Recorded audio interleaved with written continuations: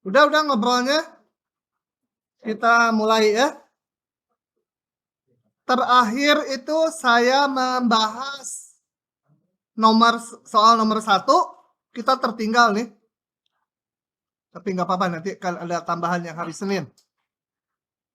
Nah, sekarang saya bahas nomor 2.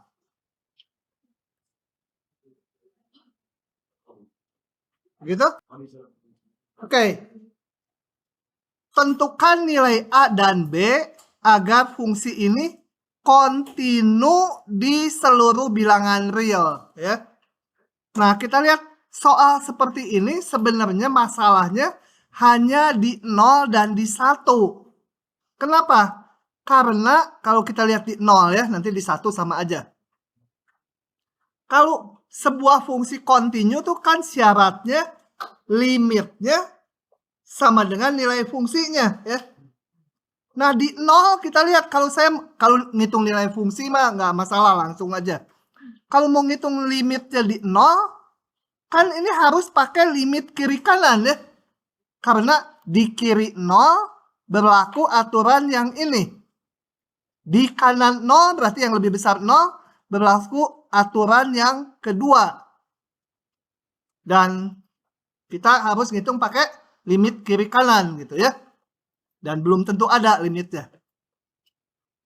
Nah, kalau di X kecil 0, yang kecil 0 semua X ya, yang bukan 0, aturannya kan ini semua. Nggak usah pakai limit kiri kanan ya. Bahkan nggak usah dihitung. Saya langsung tulis gini. Untuk X yang kecil 0, 0-nya nggak ikut.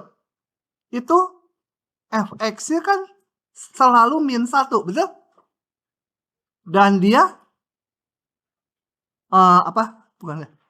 otomatis kontinu. Kenapa? Kita lihat lagi aturannya. Kan kemarin udah ada sekian rumus. Ini polinom kan? Konstanta tuh polinom derajat 0. Tadi fx sama min 1 itu kan polinom derajat 0. Udah kontinu dia. Jadi tinggal ditulis aja aturannya. Karena polinom. Kalau di 0 kenapa nggak boleh? Karena masalah limitnya. Nanti menyangkut limit kiri dan kanan.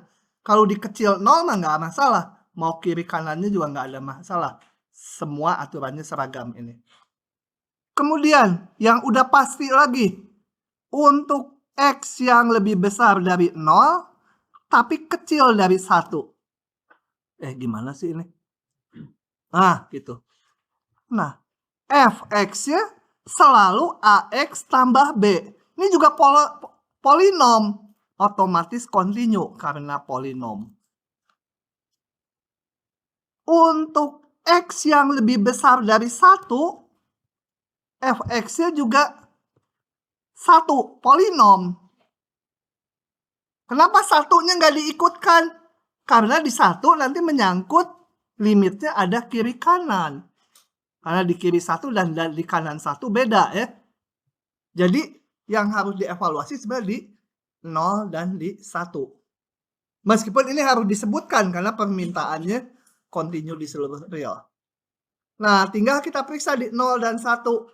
Berapa A dan B-nya supaya kontinu di 0 juga kontinu di 1. Oke, saya periksa. Di X sama dengan 0. Kalau kontinu berarti saya harus periksa apa? Nilai fungsinya dan nilai limitnya ya. Nilai fungsi dulu paling gampang. F0 berapa? Kalau nilai fungsi itu langsung lihat berlaku di 0 mana aturannya gitu ya. Min 1 ya. Limit kirinya. Perlu kiri kanan nggak? Hah? X menuju 0 perlu pakai limit kiri kanan nggak? Perlu, karena di kiri 0 sama di kanan 0 beda fungsinya. Nah, limit kirinya. Gini. Sama dengan limit X mendekati 0 dari kiri. Di kiri 0 berlaku min 1 juga ya. Fungsinya. Itu. Limit kanannya. limit X mendekati 0 dari kanan, berarti yang lebih besar 0, tapi paling dekat ke 0. Ini berlakunya, AX tambah B. Nah, kalau udah ngitung mah masukkan aja 0-nya, nggak ngelihat kiri kanan lagi. Langsung A kali 0 ditambah B sama dengan B. Tadi pengennya continue di 0 kan? Jadi supaya F continue di X sama dengan 0, maka B-nya harus min 1 ya. Karena syarat continue nilai fungsi sama dengan limit kiri sama dengan limit kanan. Dah, ketemu B-nya. Sekarang di 1. Ini nanti ketemu A-nya dari sini. F1 berapa? Lihat, 1 itu pakai aturan ini ya. Nilai fungsi di 1. 1. Limit kirinya. Perlu limit kiri kanan nggak di 1? Perlu, karena di kiri 1 ini, yang di kanan 1 ini. 1 kiri, fx, limit x menuju 1 kiri dari ax tambah b, yang dipakai a kali 1 berapa? A ditambah b. B-nya tadi udah dapat kan? Gitu ya. Nih. Oke, limit kanannya. Limit X menuju 1 dari kanan. Dari kanan 1. Yang lebih besar 1. Itu fx-nya 1 selalu. Limit konstanta dia sendiri. Jadi supaya kontinu di X sama dengan 1, maka A min 1 harus 1 ya. Ini nilai fungsi, limit kiri, limit kanan semua harus sama. Oh, A-nya sama dengan 2. Udah selesai. Kalau mau tambah satu kalimat ini. Jadi supaya F kontinu di seluruh R, A-nya sama dengan 2, B-nya sama dengan tadi min 1. Begitu. Nanti catatannya saya kasih ini ya. Tapi nyalin lagi itu bagus. Karena biasanya jadi lebih ingat. Kita lihat nomor selanjutnya. Ini. Ini mah gampang. Nggak usah dihitung-hitung lagi. Jelaskan mengapa fungsi ini continue. Kita nggak usah ngitung nilai limit sama dengan nilai fungsi. Kita pakai rumus-rumus yang ada. Kita lihat. Fungsi harga mutlak ini bisa saya pandang sebagai komposisi dari polinom dengan fungsi harga mutlak. Nah, kita udah punya rumusnya. Kalau fungsi polinom, continue. Mutlak, continue di seluruh R. Komposisinya, continue yang ini. Yang kemarin nggak saya bahas detail, pokoknya continue dikomposisi dengan continue, hasilnya continue. Udah tinggal pakai aja itu. Mana? Ya, jadi saya tulis gini. Sebut, saya mau tulis sebagai komposisi dua fungsi. Gx, katakan x kuadrat min 3x, hx sama dengan mutlak x. Jelas gitu, tulisnya jelas karena udah ada rumus ya. Polinom kontinu, mutlak kontinu, G dan H kontinu. Kontinu di seluruh bilangan real. Sehingga komposisinya. Sehingga apa ini komposisinya? H komposisi G ya. H dari Gx sama dengan H dari X kuadrat min 3X sama dengan mutlak X kuadrat min 3X. Ini yang sama dengan Fx kontinu gitu ya. Komposisi dua fungsi kontinu adalah kontinu. Begitu aja jawabannya. Sudah?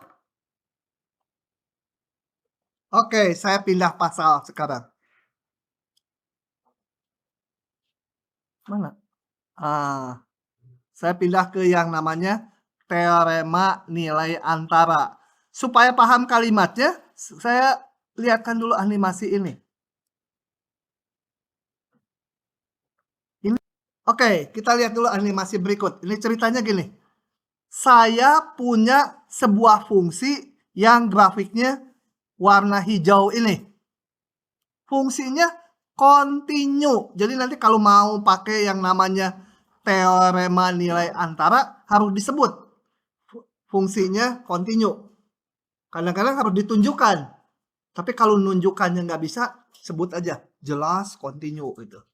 Padahal nggak jelas mungkin ya. Tapi jadi minimal sadar yang ngeraksi, oh dia tahu bahwa harus continue gitu.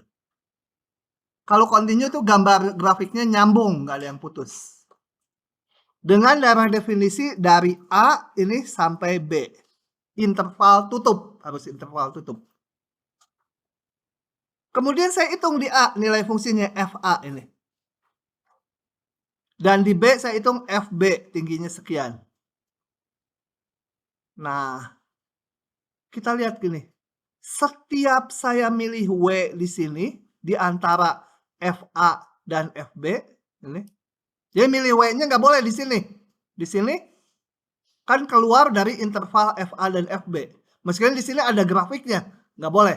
Hanya yang di antara FA dan FB yang ini warnanya apa? Kalau di sini sih kayak biru ya, ungu.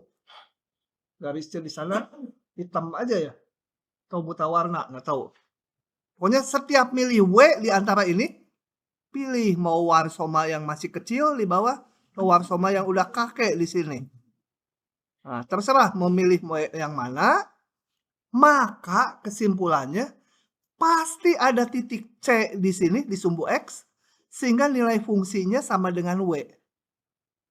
Nah, yang mana C-nya? Titiknya. Tuh, kita undurin gini. Nah, kita lihat ini. Di titik C ini, FC-nya sama dengan W. Paham? Coba, kalau saya pilih W yang lain. W yang ini. Ada nggak C-nya? Tarik aja ke sini gitu, terus ke sini ya. Nah, kalau secara gambar nanti mah harus hitungan. Nah, ini C-nya. FC, F di titik C sama dengan W. Kalau W-nya di daerah yang negatif, ada nggak? Ini C-nya mana? Tarik aja kayak tadi, horizontal sampai motong grafik. Terus tarik tegak ya. Nah, gitu. Paham? Jadi teorema nilai antara itu mengatakan setiap milih W yang mana aja di interval ini FA dan FB pasti ada C-nya. Nah, kalau udah paham, kita bisa main yoyo dulu. Oh, main yoyo dulu ya. Nah. Oke, udah paham C. Itulah yang tertulis di sini. Syaratnya F-nya continue dulu pada interval tutup AB. Maka untuk setiap bilangan W yang mana aja sasuka kita W-nya, nanti kalau di soal W-nya tuh kita pilih supaya bisa dijalanin terus penyelesaian soalnya. Nanti kita milih W-nya. Untuk setiap bilangan W, tapi milihnya harus di antara ini. Di antara dua nilai fungsi ini. Pasti ada titik C di domainnya, sehingga FC sama W. Gitu ya. Gampang sekali teoremanya, soalnya susah. Nah, ini ilustrasi lain. Kalau fungsinya yang biru ini, saya pilih W di sini, mana C-nya? Ah, ini C-nya. FC sama dengan W. Kalau fungsinya gini, saya pilih W-nya di sini, C-nya mana? Oh, bisa ada 3. Bisa yang ini, FC-nya sama W. Yang ini, FC sama W. FC sama W. Jadi minimal ada 1 gitu ya. Dijamin. Nah, kalau nggak continue, kesimpulannya bisa salah. Kalau saya pilih W yang di sini, ada C-nya. Tapi kalau saya pilih yang di sini, Mana C-nya? Nggak bisa, ini jalannya terus gitu. Jatuh gitu ya. Udah sampai ujung jatuh, nggak ada C-nya. Jadi nanti di jawaban soal selalu ini penting. Continue dia. Oke, sisanya soal-soal aja udah. Soal-soal saya bahas manual. Karena kalau di Cilukba lebih nggak paham rasanya. Kayak gitu. Kenapa tiba-tiba menangis ya? Nah, yang ke satu dulu. Aduh, nyariin polisi ya, susah juga ya. Oke, yang ini kita jawab. Tunjukkan ini mempunyai akar real di antara ini. Oh ya, teorema nilai antara itu hanya menunjukkan ada titik C. Sehingga FC sama W tadi. Tapi tidak menghitung berapa C-nya itu. Ya, ilustrasinya kayak itu tuh, dekat apa amplifiernya itu kan ada tuyul. Tapi saya jamin ada tuyul, tapi nggak membuktikan nih tuyulnya seukuran berapa itu. Gitu ya. Teorema antara hanya menjamin C-nya ada itu. Tapi berapanya nggak perlu dihitung. Oke. Nah, kalau mau menunjukkan punya akar berarti saya harus menunjukkan ada titik C sehingga apa? PC sama dengan 0, betul? Ada sebuah titik X sama dengan C sehingga nilai fungsinya jadi 0. Itu artinya akar kan? Akar persamaan. Macam-macam akar tuh. Kalau ini akar bilangan. Kalau ini C akar dari sebuah fungsi. Ada juga akar pohon gitu, beda-beda ya. Oke. Jadi saya akan nunjukkan ini ada C-nya nih. Oke, kita lihat dulu. Ini masih tanda tanya saat ini ya. Tanda tanya. Kita lihat. Ini udah dikasih tahu A ininya 01-nya. Jadi saya ambil A sama dengan 0, B-nya 1. Karena teorema nilai antara tadi kan ada itu. Pada interval tutup ini. Kemudian saya hitung FA dan FB-nya. F0 berapa? Min 2. F1 2. Sebentar. Nah, sekarang teorema nilai antara tadi mengatakan setiap milih bilangan W di antara FA dan FB. Ini. Oh, sorry, saya bukan F, ini P ya. Fungsinya P kan? Ya, namanya bukan F. Sekarang saya mau milih bilangan di antara P0 dan P1. Ini kan tadi teoremanya setiap milih bilangan W di antara ini nanti terdapat itu gitu nanti ya. Sekarang saya ambil W sama dengan 1,5. Boleh nggak? Boleh kan di antara FA dan FB kan? Di antara PA dan PB di sini. Jelas W di antara nilai fungsi ya. Nilai fungsi di ujung kiri dan P1 kan?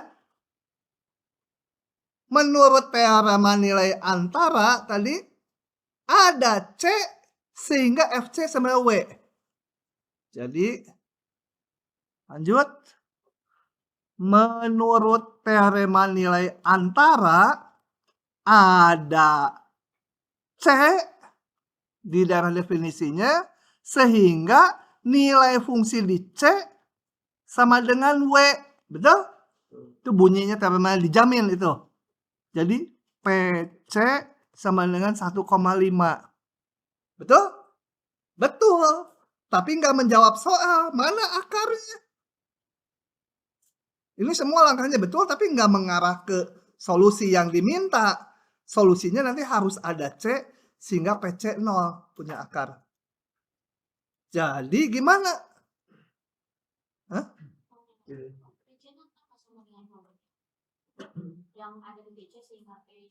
Kan kalau saya punya fungsi F, akar F itu apa? Pembuat 0. Harus ditunjukkan ada ya. Kita belum berhasil menunjukkan. Saya baru berhasil menunjukkan ada C sehingga PC-nya bukan 0, 1,5. Gimana kalau saya pengen menunjukkan ada akar? Ambil W-nya 0 ya? Boleh nggak? Kenapa? Karena antara dua nilai fungsi ini ya. Di antara ini juga. Jadi ada C sehingga ini PC-nya W, W-nya sekarang 0. Ada ini, dijamin oleh teorema nilai antara. Nah, berarti P punya akar. Ini udah ada, sekarang udah dijamin nih. Ada C-nya. Paham nggak? Profesor, paham? Oh gini aja ditanyain gua. Nah, kalau menjawab gini nilainya cuma 70 dari 100. Karena teorema nilai antara fungsinya harus kontinu dulu. Meskipun cuma menyebut satu kalimat, ya kalau nggak ada dikurangi 30. Ini jelas gitu. P kontinu. P atau PX sama aja ya. Karena polinom.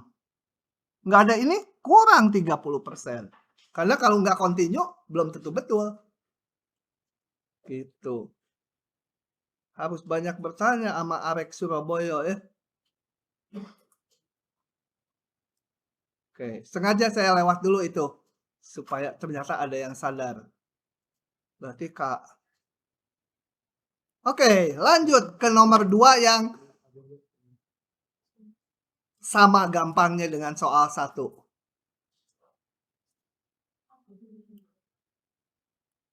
Nah, kalau soal nomor 2 sama dengan soal nomor 1, tapi interval AB-nya belum diberikan. Ya, kita tentukan sendiri. Kalau kita melihat soal nomor 1, yang penting tuh apa? Untuk pakai teorema nilai antara. Ya, tentunya kontinunya harus. Ini nilai fungsinya berlawanan tanda sehingga bisa milih W0. Kenapa milih W0? Supaya punya akar. Jadi saya cari titik A dan B supaya ini nilai fungsinya berlawanan tanda. Nah, saya pilih dulu yang paling gampang P0 dulu. P0 berapa? 14, lebih besar dari 0 ya. Cari satu lagi yang negatif. P berapa? Hah? Min 2 negatif? Susah Min 1000 aja ya. Min 1000 kan gampang hitungnya. Min 1000 pangkat 5 ditambah 4 kali min 1000 pangkat 3 dikurangi 7 kali min 1000 tambah 14. Nggak usah dihitung, yang penting dia pasti negatif kan. Di ujian gini nggak apa-apa. Kita harus kayak gini nggak apa-apa. Bahkan langsung di bawahnya P min 1000 yang di atasnya nggak ditulis, langsung gini juga boleh. Karena begitu yang meriksa tahu, oh dia ngambil min 1000 supaya negatif gitu. Jangan min 1 juta, lebih panjang nulisnya. Kan yang penting satu positif, satu negatif. Lupa lagi. Jelas. P itu kontinu. 30% tuh hilang. Kalau mau dikasih keterangan lagi karena polinom, tapi nulis gitu juga udah. Kadang-kadang diberikan fungsi yang masih kurang jelas kontinunya. Tulis aja, jelas fungsi ini kontinu. Padahal harus ditunjukkan rada rumit. Ya masih ada nilainya. Kadang-kadang dosennya melihat, oh mahasiswanya udah paham lah kontinu, padahal nggak paham juga gitu ya. Oke. Nah, satu positif, satu negatif. Pilih lagi apa? Nggak harus W namanya. Kamu namanya siapa? Ini? Hah? Namanya? Joseph ya? Si Joseph. Pilih J sama dengan 0 si Joseph. Y atau J ya, sama aja lah. Jelas J ini di antara, yang penting di antara 2Y itu. P0 dan P min 1000 ya. Bagusnya P min 1000 dan P0 itu ya, urutan nulis angkanya. Tapi nggak apa-apa lah. Nah, menurut teorema nilai antara, di ujian nggak boleh disingkat gini. Kalau disingkat dikurangi 100. Ada, nggak usah C, hurufnya apa aja. Ada T sehingga apa? PT sama dengan J. Gitu, supaya nggak selalu W dan C, W dan C, W, C, W, C. Nanti WC jadinya. Kayak saya dan si ibu. Warsoma dan Siska.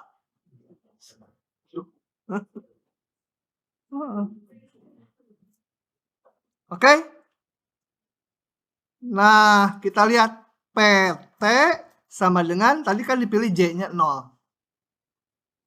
Nah, jadi P punya akar. Akar itu pembuat 0, punya pembuat 0. Gitu ya. Tapi J-nya ini pemilihannya harus di antara dua nilai fungsi ini ya. Kalau ini satu positif, satu negatif, ya pasti J di antaranya. Paham? Nah, baru soal. Oke, kita meningkat ke soal yang lebih susah ya. Ini. Yang dua aja udah lumayan gitu ya. Oke. Sebelum menjawab soal ini, saya akan menjelaskan dulu pengertian ini. Titik tetap. Gitu ya. Nanti kalau di tutorial keluar soal seperti ini lagi, nggak akan saya pilih lagi. Karena ini udah dijelaskan detail di sini. Gini. Coba, saya punya grafik ini. Y sama dengan X kuadrat. Ya. Situ ya. Y sama X kuadrat. Kita lihat. F1 berapa?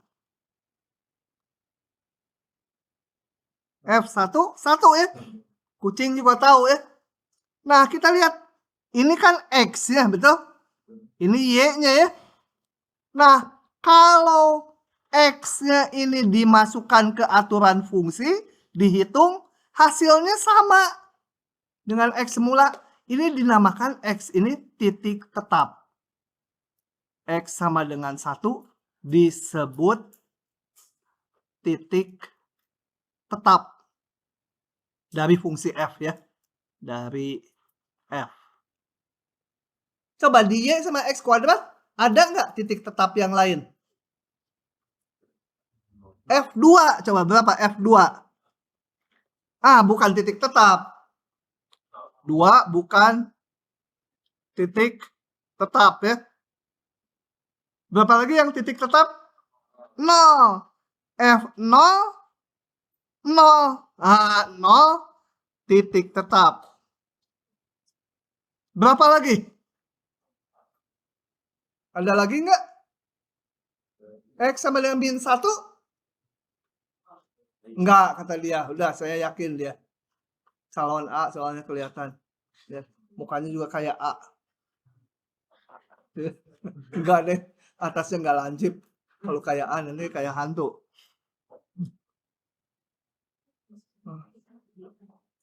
Udah, titik tetapnya itu. Sekarang ilustrasi lagi ya. Ini baru menjelaskan titik tetap, nanti baru menjawab soalnya. Oke. Sekarang saya punya grafik merah ini.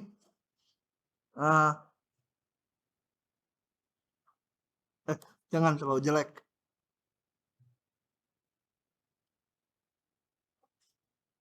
Jelek juga. Kapan bagus ya?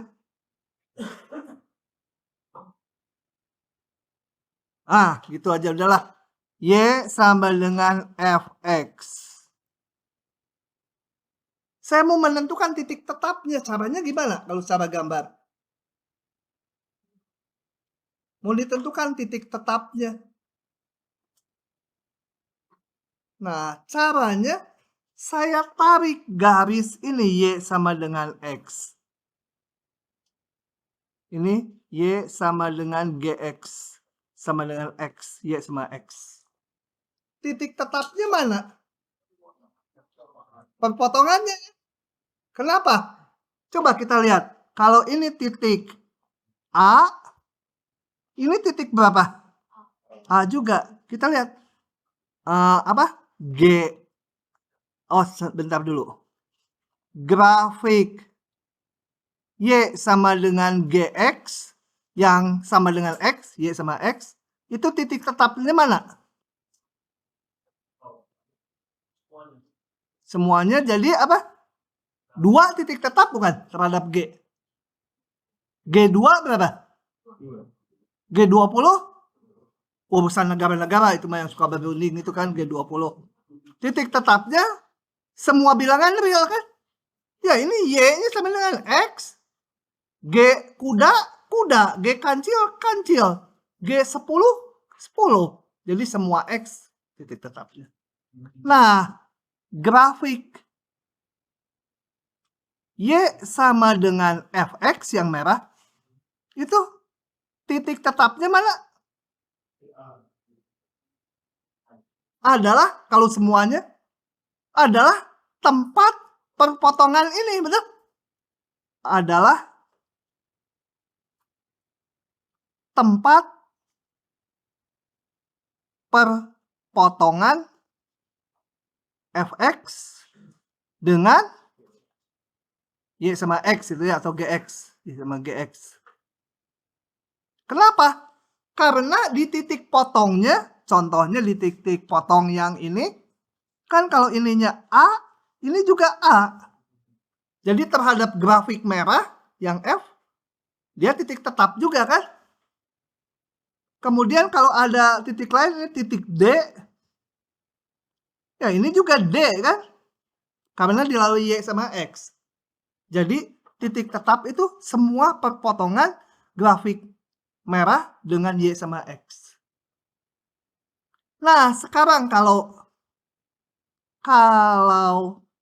A itu titik tetap dari GX, maka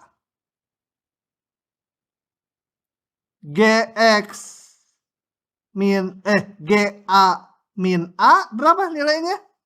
0 ya. Jadi kalau bila dibentuk HX sama dengan GX min X, sebenarnya ini saya mau mengurangi grafik yang merah, dikurangi grafik yang biru, maka apa? Akar dari HX yaitu berapa akarnya? A ya. Karena HA sama dengan GA min A sama dengan 0 kan tadi. Nah, jadi untuk mendapatkan titik tetap dari sebuah fungsi, dalam hal ini yang merah, caranya kita bentuk fungsi baru ini. Dikurangi Y sama dengan X. Setelah itu, salah saya. Ini F harusnya. Yang merah ya. Yang merah. Sorry. Yang merah. Jadi tekniknya untuk menunjukkan titik tetap itu fungsi semula dikurangi dengan Y sama dengan X. Kemudian tunjukkan fungsi ini punya akar. Si fungsi H ini. Kalau H punya akar, berarti katakan akarnya titik A, maka HA 0. Kalau HA 0 berarti FA sama dengan A.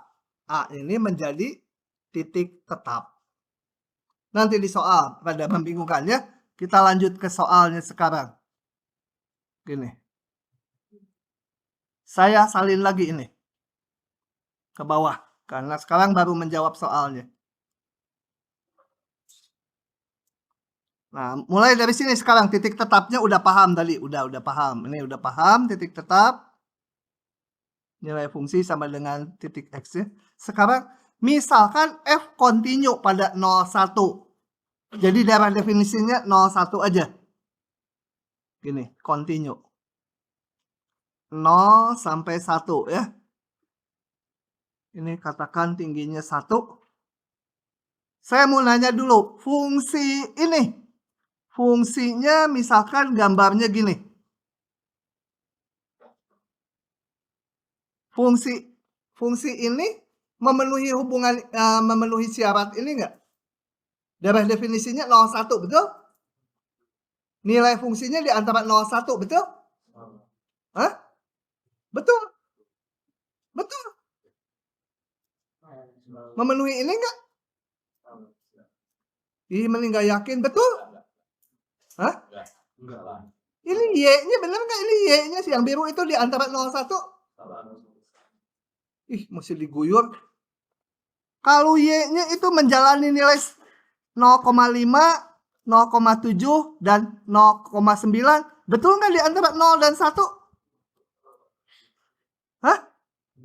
Ih, jadi ragu-ragu. Ini bukan mengatakan daerah nilainya. Kalau daerah nilainya 01 harus menjalani semua Y-nya. Ini hanya hasil fungsinya jatuh di antara 0 dan 1. Betul. Betul kan di antara 01. Ini yang biru ini nggak harus ngabisin 01. Nggak ada yang bilang harus ngabisin 01. Tapi jangan diartikan daerah nilainya 01. Kalau ini harus ngabisin 01. Daerah nilai itu semua Y-nya harus ada pernah menjalani nilai 01. Kalau ini hanya nilai fungsinya jatuh di antara 0 dan 1. Jadi fungsi yang biru memenuhi ya. Yang lain coba jadi nggak yakin gue. Gara-gara si profesor betul kemudian jadi salah. Fungsi ini. Biru lagi. Y sama dengan 1 aja nih. Fx sama dengan 1. Memenuhi yang atas nggak? Daerah definisinya betul nggak?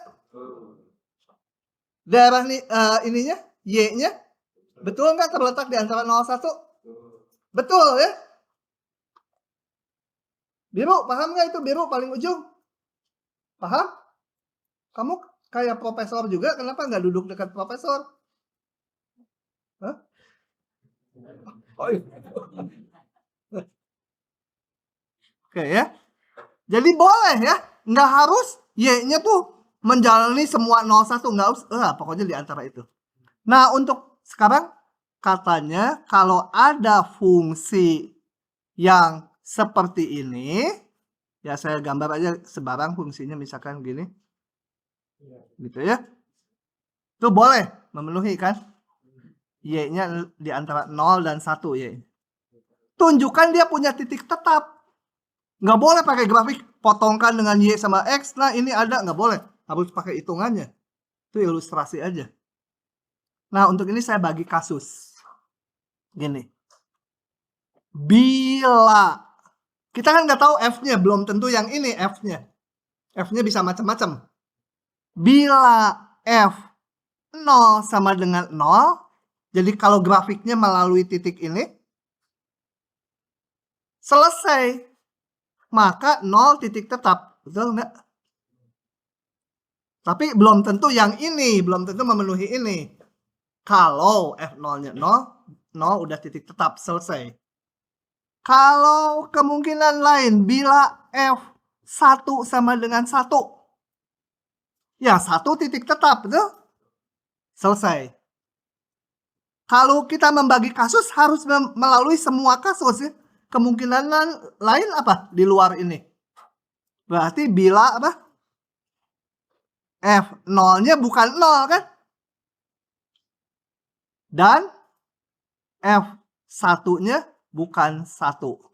Dengan 3 kasus ini, kita udah melacak semua kemungkinan, betul? Nggak ada kemungkinan lain lagi, nanti nggak ada bila apalagi yang keempat, nggak mungkin. Ini udah semua tercakup. Nah, yang ini nggak langsung kayak 2 ini yang sulitnya yang ini. Ngantuk lagi, Oke. Jangan ngantuk, saya jadi pusing, nanti saya jadi pendeta. Pendeta itu kan obat ngantuk. Aduh. Oke. Nah, sekarang saya lihat, baru saya pakai teknik dipotongkan dengan grafik Y sama X. Saya bentuk, ini idenya. Bentuk HX sama dengan Fx dikurangi Y sama dengan X, jadi dikurangi X. Karena saya mau menggunakan nanti titik potongnya. Nanti menjadi jelas tadi omongan ini. Sekarang saya hitung. H0 berapa? F0 minus 0 kan? Sama dengan F0. Positif, negatif? Nggak mungkin 0 ya. Kan ini. Ini lebih besar 0 atau kecil 0? Lihat syarat awalnya dan syarat ini. Hah? Apa? F0. Bisa sama dengan 0 nggak? Enggak, karena ini kasusnya bila ini. Kalau F0-nya bisa 0, udah selesai tadi. Ini pasti apa? Kenapa nggak mungkin kecil 0? Karena ini syaratnya F-nya semua ini. Dan kita berada di kondisi sekarang kalau F0-nya bukan 0. Kalau bukan 0, tapi lebih besar sama dengan 0, ya pasti harus yang lebih besar ya. Oke? Profesor jadi pusing sekarang. Paham nggak itu yang ujung? Paham? Oh, dia lebih paham dari profesor ini loh. Sekarang saya menghitung H1. H1 masukkan ke ini ya. F1 min 1. Sama dengan F1 gimana nilainya? Lebih kecil dari 0 kan? Karena ini kasus ini kan tadi F1-nya bukan 1. Sedangkan semua F lebih kecil sama 1. Tapi F1-nya bukan 1. Berarti harus ini lebih kecil dari 1 ya. Dikurangi 1 menjadi lebih kecil 0, betul? Ini bilangan yang kurang dari 1 dikurangi 1. Ya kecil dari 0 kan? Nah, ini tujuannya 1 positif, 1 negatif. Pilih apa? W sama dengan 0. Jelas. W di antara H0 dan H1 ya. Karena H0 positif, H1 negatif. Ya, 0 di antaranya. Menurut teorema nilai antara, ada C sehingga apa? HC sama dengan W kan? Nah, oke. HC sama W berarti HC sama dengan 0. Tapi saya mah bukan mau menunjukkan punya akar. Saya mah permintaannya punya titik tetap. Si F, ya kita kembalikan. HC itu apa?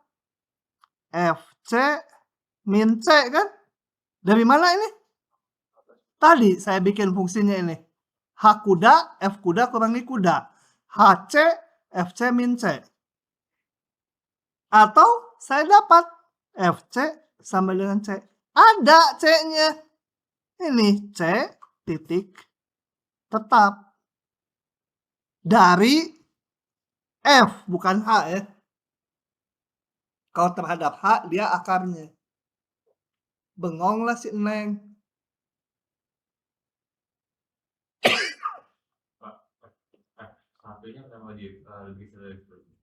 Kita bahas soal satu lagi.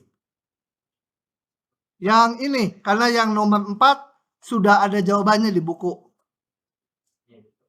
Meskipun jawaban di buku lebih susah. Coba aja lihat jawaban di buku bandingin dengan jawaban saya. Sama aja, cuma alurnya rasanya gampang yang saya.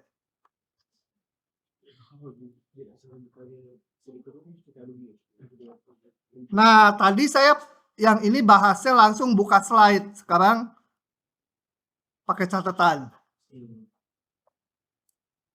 Ini. Pada pukul 4.00 pagi, seorang biarawan secara perlahan mendaki Gunung Bromo dan tiba di puncaknya pada sore hari. Bacanya udah pelan-pelan gitu, kayak biarawan yang jalannya juga pelan. Oke, contoh ini sengaja pakai biarawan supaya kalau jalannya pelan itu kayak siput gitu, jadi continue gitu ya, karena kita mau pakai konsep continue-nya untuk menjawab soal. Oh, yang tadi lupa nyebut continue juga tuh, kurangi 30% tuh. Nah, biarlah, pokoknya nanti balik lagi setelah soal ini. Saya sekarang mau gambar grafiknya, grafik perjalanan si biarawan ya. Katakanlah tinggi gunungnya setinggi L gitu ya, puncaknya setinggi L dari permukaan dari kaki gunung. Dan yang sumbu horizontalnya itu waktu dia naik, dan yang ke atas itu ketinggiannya. Jadi pada pukul 4 pagi biarawan ada di kaki gunung. Kalau ini 4 berarti tingginya sekian tuh. 0 kan di bawah gunung. Kemudian dia naik sore sampai di sini sore. Dia ada setinggi L, betul? Di situ ya. Kan dia naik pada sore hari ada di puncak gunung. Kemungkinan dia jalannya yang ngikuti yang gambar bawah ini atau yang atas grafiknya. Hah? Yang bawah. Setuju, Prof? Ini tuh ketinggian, jadi pada jam sekian kita kan misalkan ini jam 9 pagi ketinggian si biarawan dari kaki gunung sekian. Kalau yang ini sekian. Hah? Yang bawah. Kenapa? Coba kita lihat. Pada jam 4 sampai jam 5. Dia gerak yang bawah segini. Beda tingginya segini ya. Pada waktu sore sama sejam sebelumnya. Ini sore kurangi 1 jam. Kita lihat. Dia naik setinggi ini. Dalam 1 jam dia naik setinggi ini. Yang pagi-pagi dia sejam segini. Wajar yang mana? Yang bawah rasanya nggak wajar ya. Jadi dia makin cepat ini kan. Sejam segini di sini. Di sini sejam cuma segini. Biasa aja. Kalau pelari kan kadang-kadang juga pelan-pelan dulu. Dekat-dekat akhir dia kencang sekali. Nah, bisa. Tapi kalau biarawan mungkin yang ini udah sampai sini kecapean dia. Pelan-pelan daripada nyawa nanti melayang katanya. Pelan-pelan dia. Kalau yang ini sebaliknya. Tadinya 1 jam tinggi pindahnya. Sejam di sini dia rendah. Tapi yang mana aja betul ya. Nanti jawabannya juga yang mana betul. Oke. Aduh. Hilang semua.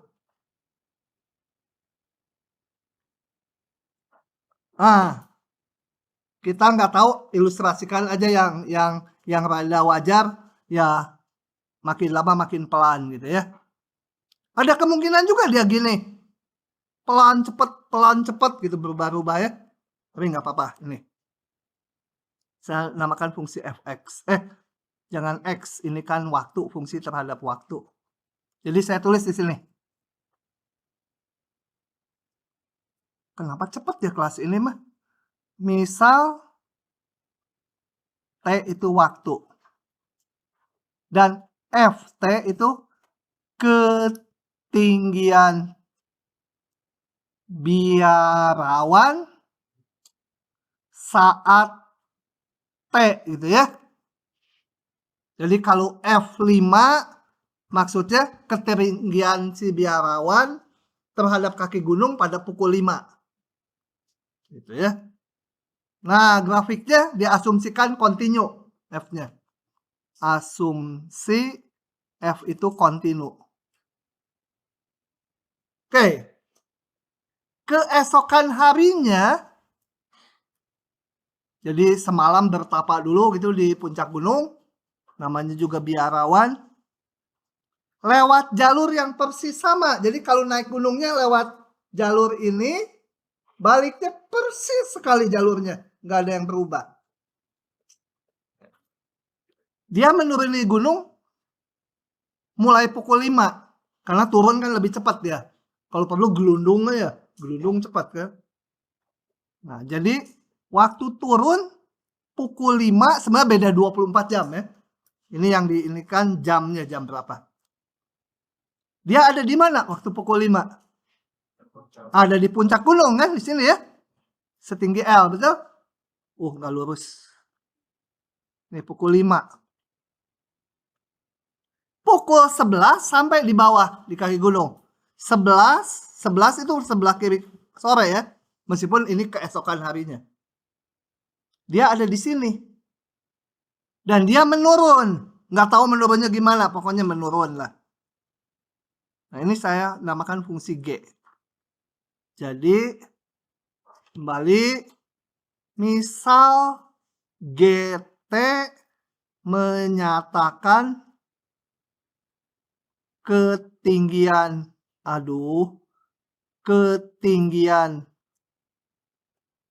biarawan saat turun ya. Kalau ini saat naik nih. Saat naik. Ini saat turun. Nah, katanya ini pertanyaannya. Tunjukkan ada titik pada jalan yang dilaluinya. Jalan yang dilaluinya.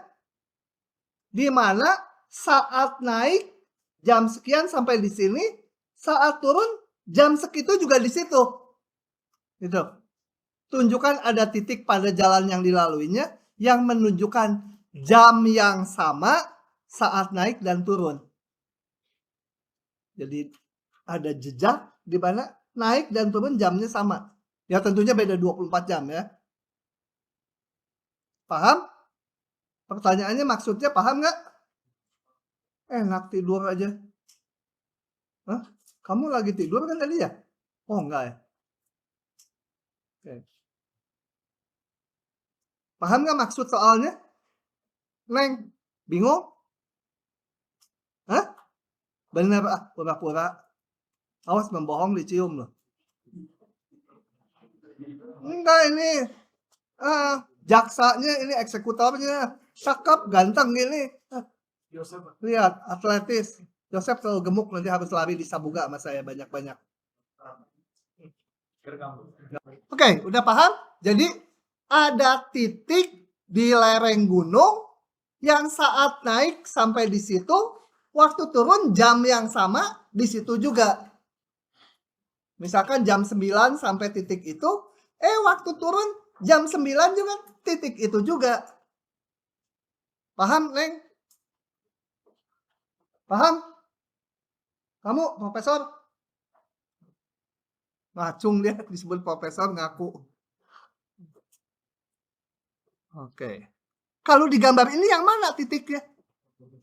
Titik potongnya ya. Di sini ya. Waktu naik kan tingginya sekian jam ini. Di jam ini. Waktu turun di jam yang sama tingginya sekian juga. Nah gimana nunjukannya? Kembali kalau menunjukkan ada perpotongan grafik. Itu teorema nilai antara tuh arahnya selalu menunjukkan punya akar. Jadi dikurangi fungsinya. Fungsi F kurangi G atau fungsi G kurangi F. Dicari punya akar. Kalau F kurang G punya akar berarti F sama dengan G nanti. Oke ya. Jadi saya bentuk ini. Kok jadi hijau?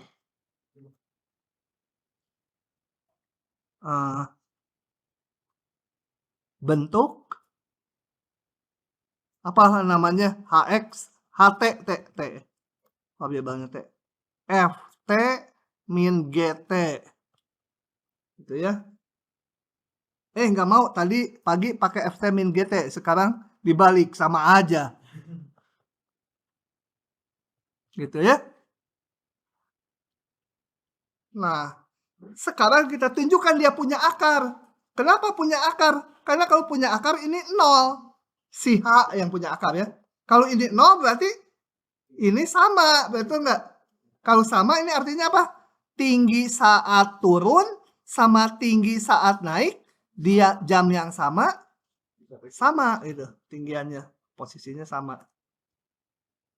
Oke, sekarang saya hitung.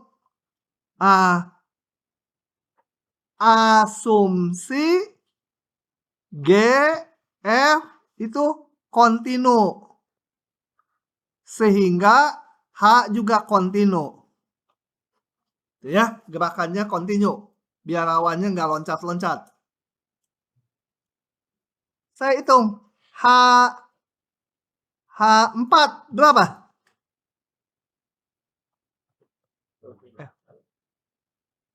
G4 berapa?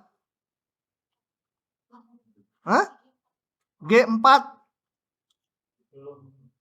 G4 kan masih bertapa ya di puncak gunung ya. Nggak bisa ya. Nggak 0. G5 aja setinggi L. Oh, saya kelupaan nulis di sini. Misalkan tinggi gunung L. Misal tinggi gunung itu L ya. Berarti baru bisa mulai di 5, betul? Karena G sebelum 5 nggak terdefinisi. Ini sama dengan G5 itu setinggi L, betul? F5 pasti kurang dari L kan? Saat naik, yang biru, saat naik pukul 5 belum sampai puncak. Jadi positif negatif? Hah? Kamu positif negatif jadinya? Hah? Positif? Setuju? Hah? Setuju nggak kamu itu? Si Kribo? Hah? Setuju. Diguyurnya segini lah kalau salah. Hah? Udah pokoknya benar, nggak usah menjelaskan, benar ya. H berapa lagi yang saya bisa hitung? H sore bisa nggak? Nggak bisa karena sore hanya untuk yang biru, yang merah nggak ada. Jadi H11 sama dengan G11 dikurangi F11 gitu kan? Sama dengan G11 berapa? 0 dikurangi F11. Jadi kecil 0 ya. Ini asumsinya kalau naik si biarawan nggak naik turun lagi ke kaki gunung, naik lagi turun lagi ke kaki gunung, nggak. Kalau naik terus sampai puncak, turun terus sampai bawah. Nah, ini satu positif, satu negatif. Pilih. W sama dengan berapa? 0, karena mau menunjukkan si H punya akar, si fungsi H ini. Boleh nggak? Boleh, karena di antara positif dan negatif. Jelas. W di antara H5 dan H11 kan? Betul? Jadi, menurut teorema nilai antara, ada C sehingga apa? HC sama dengan W ya. Ini kenapa WC gini ya, selalu W dan C gitu ya. Warsoma. Istri saya namanya tuh Siska. Aduh, kerekam. Awas ada yang nyampein lagi sekelas dipotong nilainya. Nah, jadi HC sama dengan 0, betul? Kan milih W-nya 0. HC itu apa tadi? GC min FC, betul? Dari mana? Tadi ini saya bikin G min F. Nah, berarti GC sama dengan FC. Jadi pada pukul T sama dengan C, ketinggian saat naik dan saat turun sama ya. Jadi posisinya sama ketinggiannya. Ketinggian saat naik dan turun sama. Karena tadi saat naik kan fungsi F, saat turun fungsi G. Jadi dia di posisi yang sama di lereng gunung. Begitulah ceritanya. Oke? Oke, jadi soal nomor 5 ini mengakhiri bab limit. Tapi kita akan lanjut ke bab berikutnya. Ini berakhir. Joget dulu sebentar. Nah, joget. Dah. Nah. Sekarang pindah ke bab berikutnya. Nggak ikut KBF ini. KBF 1 nggak ikut. Turunan. Turunan ini soalnya nanti lebih susah lagi. Ya maklum lah, turunan pacar aja nggak punya, apalagi turunan ya. Nah. Oke, kita lihat dulu ini turunan itu. Nah, konsep turunan mempunyai aplikasi yang sangat-sangat luas dalam berbagai masalah real. Nanti kalian yang masuk sipil pasti tingkat 2-nya banyaklah matematik yang pakai turunan. Nggak mungkin nggak. Ilmu sipil tanpa turunan mah udah aja ambruk gedung-gedungnya. Meskipun kalau udah kerja, udah ada rumus-rumus baku ya. Nggak usah ngitung-ngitung lagi detail. Nah, tapi tetap belajarnya perlu. Dan kenapa belajar matematika? Berikut contoh-contoh pemakaian turunan. Nah, ini kalau ini sebenarnya masalahnya ada gambarnya saya tempelkan karena tahun-tahun sebelumnya itu farmasi sama biologi itu dapatnya matematik B. Salah satunya itu masalah laju pertumbuhan populasi serangga di sana dibahas. Yang lain turunan perlunya untuk menentukan tanjakan dari sebuah grafik. Kalau grafiknya curam gitu nanti turunannya nilainya besar. Kalau landai turunannya kecil gitu ya. Masalah aliran darah, kemudian masalah pertumbuhan sel tumor itu kalau yang ini di matematik B juga. Sekarang dihapus matematik B-nya. Semua diseragamkan. Oke. Nah, untuk memahami turunan saya nggak langsung ke rumus ya. Tapi kita akan lihat dulu ini, masalah ini. Dua masalah. Yang satu masalah gerak benda jatuh bebas gitu ya. Hanya dipengaruhi oleh percepatan gravitasi. Gesekan udara diabaikan. Menurut si Galileo, ini manusia purba kan ya. Udah kuno itu dia kan. Tapi udah berbentuk manusia. Nggak kayak Pithecanthropus gitu. Udah manusia utuh. Kan gambar-gambarnya suka ada dicariin di Google juga. Hukum Galileo itu mengatakan jarak tempuh dari sebuah benda yang jatuh bebas, asumsinya nggak terlalu jauh dari bumi, sehingga konstanta gravitasinya boleh dianggap sama itu ya. Kalau dari bulan kan, gravitasi buminya nggak kerasa itu. Dijatuhin juga mungkin nggak nyampe bumi. Ini cukup dekat ke bumi, jadi G-nya, gravitasinya konstan. Nah, jarak tempuhnya, kalau saya sebut jarak tempuhnya itu Y, jarak tempuh dari mulai dia dijatuhkan, tentunya bergantung waktu jarak tempuhnya. Itu adalah katanya sebanding. Kalau sebanding itu artinya sebuah konstanta kali, nah lanjutannya, sebanding dengan kuadrat waktu tempuhnya. Kuadrat dari T kuadrat. Kan waktu tempuhnya T. Gitu ya. Jadi jarak tempuhnya itu sebanding dengan kuadrat waktu tempuhnya.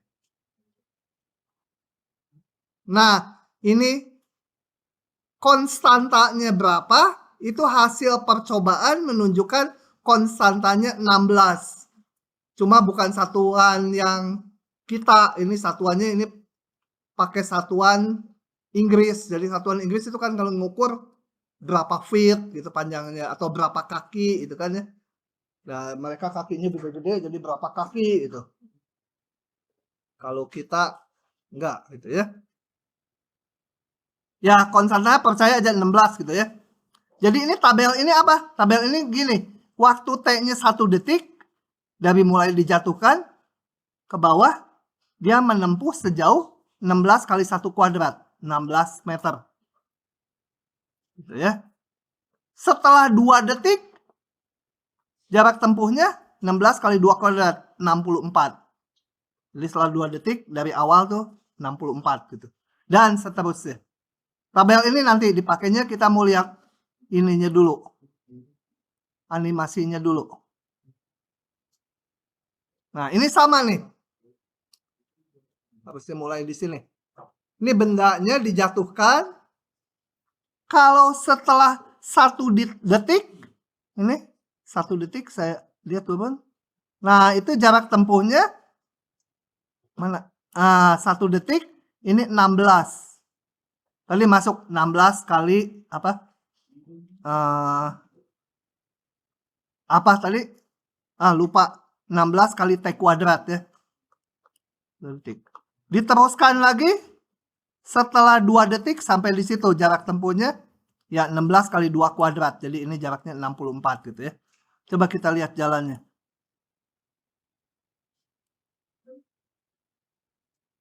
Nah, gerak si benda itu, katakan ini bom itu ya. Bom itu makin lama makin cepat makin lambat. Atau konstan aja. Makin cepat. Makin cepat. Coba diamati lihat. Makin cepat nggak? Ini dihitung betul-betul nih. Hah? Makin cepat. Menurut fisika juga gitu kan ya. Kalau ada percepatan, maka kecepatannya naik terus ya. Oke. Tuh ya. Coba kita ulangi. Bomnya dijatuhkan. Dar! Nggak pecah. Salah bikin animasinya. Nah, itu adalah akhir kuliah kita.